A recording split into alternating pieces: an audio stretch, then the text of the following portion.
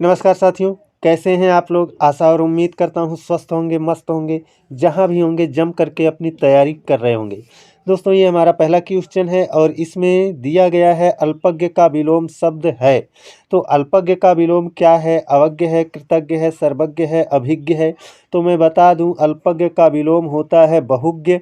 और जब आपका ऑप्शन में बहुज्ञ ना हो तब आपका सही होता है सर्वज्ञ।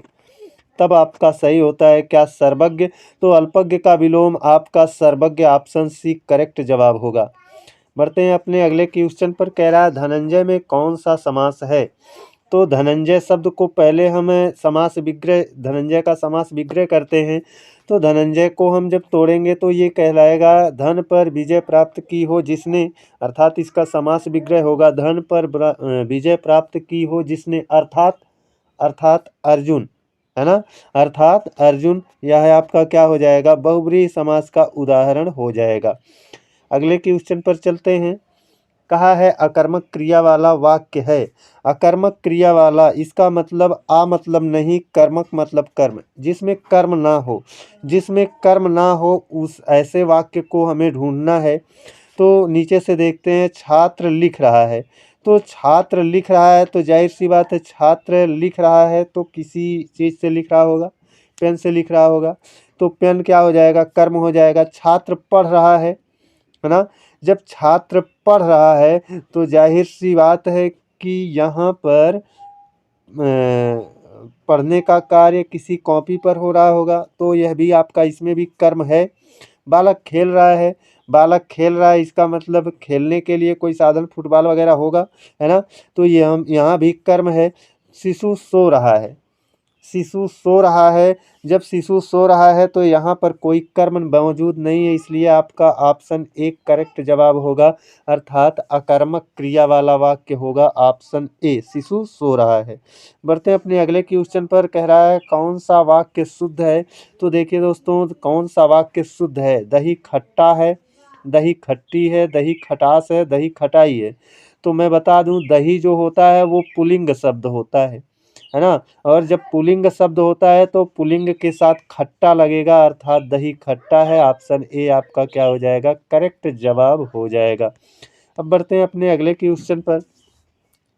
कह रहा है लेखक शब्द के अंत में कौन सा प्रत्यय लगा है? तो लेखक शब्द को हम तोड़ेंगे, लेख धन अक, क्या मिलेगा? लेख धन अक, लेख धन अक। और आप तो जानते हो कि जब हम किसी शब्द को तोड़ते हैं तो शब्द के पीछे क्या मिलता है? प्रत्यय मिलता है, और प्रत्यय यहाँ पर अक दिख रहा है, अर्थात ऑप्शन डी आपका क्या हो जाएगा? करेक्ट जवाब हो जाएगा। अगला क्वेश्चन है, इसमें कहा है कबीर वाणी डिटेक्टर थे, यह कथन किस आलोचक का है? तो देखिए दोस्तों, यहाँ बहुत महत्वपूर्ण क्वेश्चन है ये, है ना। इसमें आपका कहा गया है कि कबीर वाणी डिटेक्टर थे, यह कथन किसका है?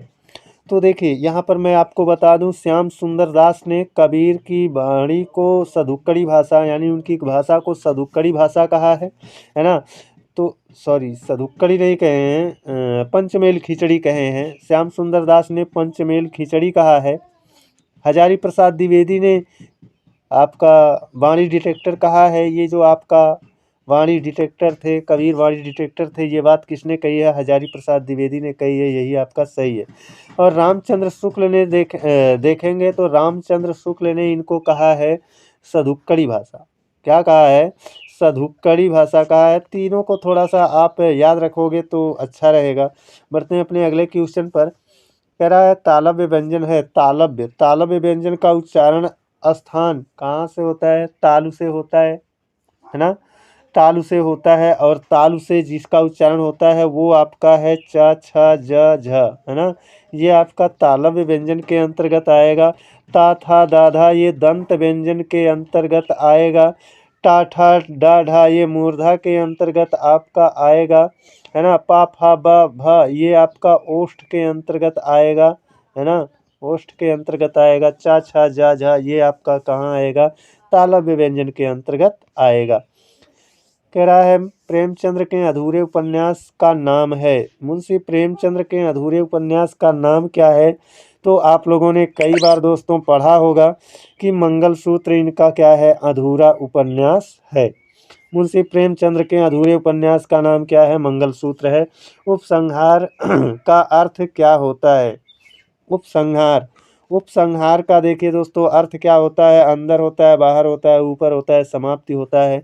तो आप भी जानते होंगे कि आप निबंध जब बचपन में लिख रहे थे तो लास्ट में हेडिंग पड़ती थी क्या? उपसंहार, है ना? यानी निबंध के अंत में जो लेख लिखा जाता है उसको हम क्या कहते हैं?